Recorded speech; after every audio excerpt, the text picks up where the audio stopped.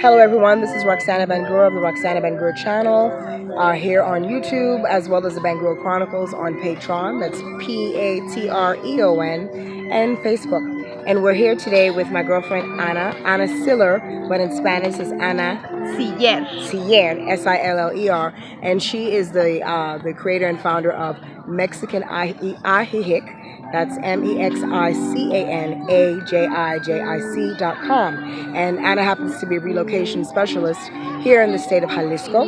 Jalisco is a big, beautiful state that sits on the Pacific Ocean, the western part of Mexico. And she specializes in basically holding your hand from you deciding to move to Mexico all the way up to moving into your home. She can take care of you from A through Z.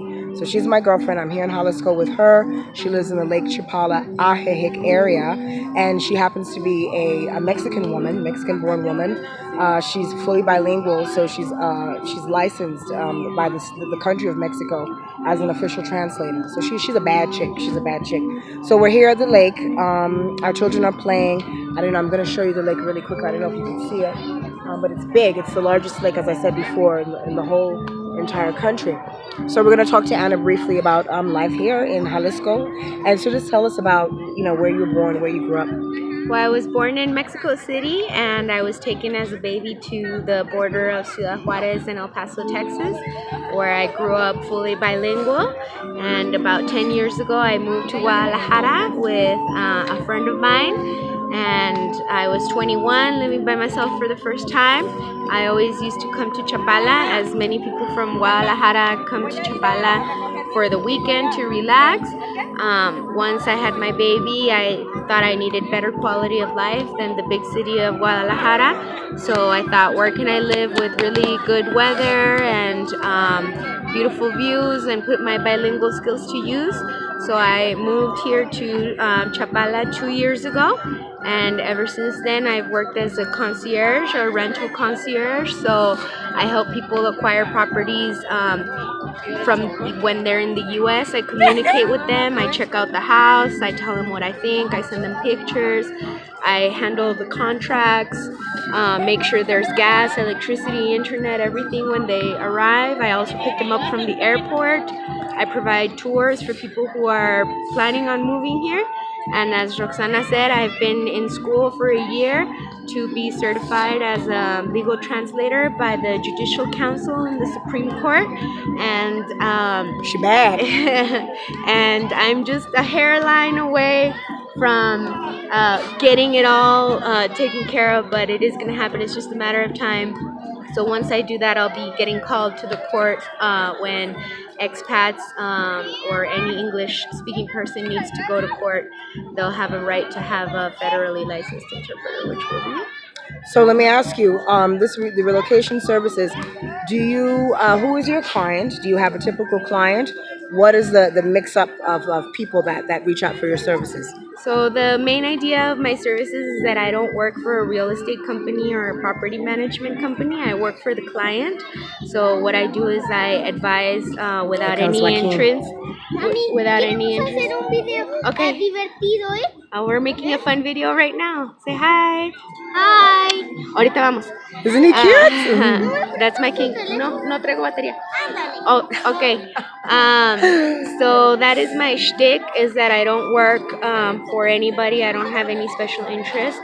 I charge sort of a retainer fee to the client to look up a certain amount of properties and whatever the characteristics that they want. Usually my clients are from the US, but I do have clients from Canada, and I do have clients from Europe as well. I have some people from Beirut, some people from Lebanon, really, Middle Easterners. And the other international client I have is German. So I have a wide variety, and I'm also seeing more and more young families come. So I'm also offering some introduction to the schools lakeside, what to expect, what it costs, what it would be like, the commute, the prices, the situation with the uniforms and the customs in Mexico. So basically, I'm here on vacation, but I've fallen in love with the place. Anna has helped me to fall in love with the place. And Guadalajara, Jalisco, It's definitely a place that I plan on visiting again and again. I say I'm a diehard East Coaster coming from the Bronx, coming from New York, living on the East Coast now in Veracruz.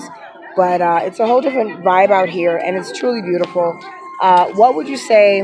What would you advise people in terms of? Well, I guess it would all depend on what you would do. I'm sure people would want to know what type of jobs they can have if they're not already employed.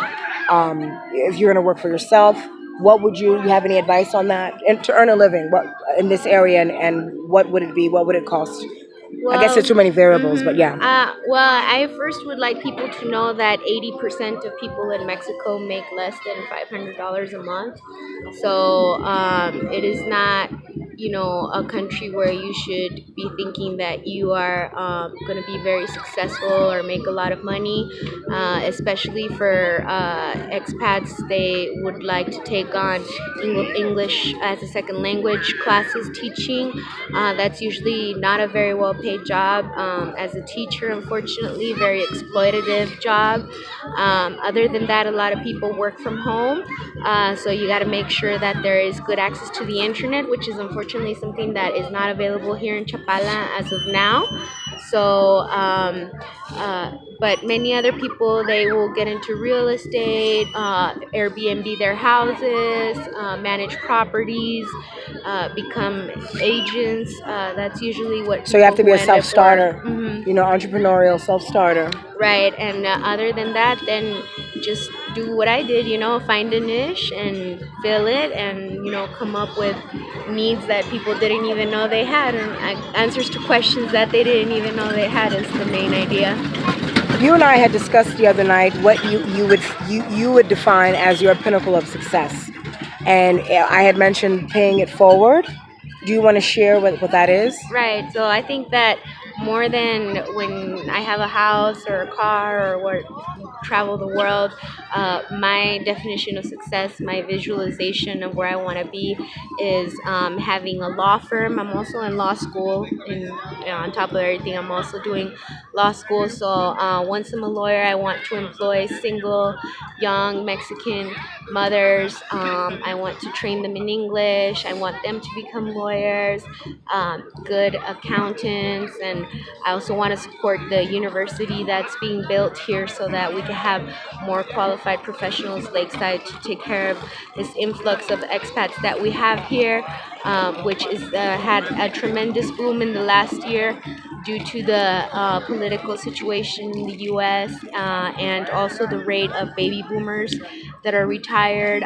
There's a lot of people here escaping the social economic situation in the U.S. So a lot of refugees, economic and political refugees here. Yes, I do consider them economic refugees, and I want to make sure that our community is prepared for that and to be competent and to be paid fair wages. So I want to educate the expats, and I want to educate the native people, or immigrants, or the immigrants, so that we can all live in harmony and that we can sustain this paradise that we have right here before they take away the charm of the little town, which is happening little by little with gentrification, big commercial buildings, and things like that. So we need to teach people to be environmentally responsible, culturally responsible, on all sides. Very good. I mean, she basically answered everything that I would have asked her. The only thing that I guess the last thing I would want to know about. Do you foresee? I know there was a woman in. I was told that San Miguel Allende. That's another area in Mexico, expat heavy, immigrant heavy. Lots of Americans are there, and there was a couple that managed to not have an airport come to the area. Do you think that's something? Well, actually, Guadalajara Airport is not too far from Lake Chapala, right? No, it's not, and it's one of the main attractives of living here. Okay. So, 30 minutes south is Chapala, and 30 minutes north is Guadalajara. So the international airport sits right in the middle, and it has direct flights to Miami, New York, Dallas, and anywhere that you can go, which is a big attraction for people here. If they need to travel in an emergency, they can. Okay, well, we have friends coming, so we have to cut this short. Oh, you are? All right, so this is Roxana Bangura of the Roxana Bangura channel and the Bangura Chronicles. where I and my daughter share with you our life here in Mexico. We're coming at you from Jalisco State in the western part of Mexico. It's beautiful. I'm in the Lake Chapala area. I'm in the city of Ajijic, and we are at a taco festival. Um, Maybe we're about There are 30 minutes from the Guadalajara airport, as well as Guadalajara itself. Guadalajara is one of the second or third largest cities in all of Mexico. So we're on the West Coast, and we've had a good time. I just want to, Anna, just give you a brief, your website, inform them of your website, Right. please. So my website is called Mexican Ajijic. And mexicanajijic.com, and if you click on the link where it says tour information, and you're interested in coming down to check out the area, I will explain to you what the different neighborhoods are like, what amenities are available, walkability, crime, and I have a lot of experience with rentals, so I give people, also prices in terms of real estate and rentals, so that once they figure out where they want to live, we can zoom in on the house and the property that they would like to occupy. All right, that's all the tea we have for you today.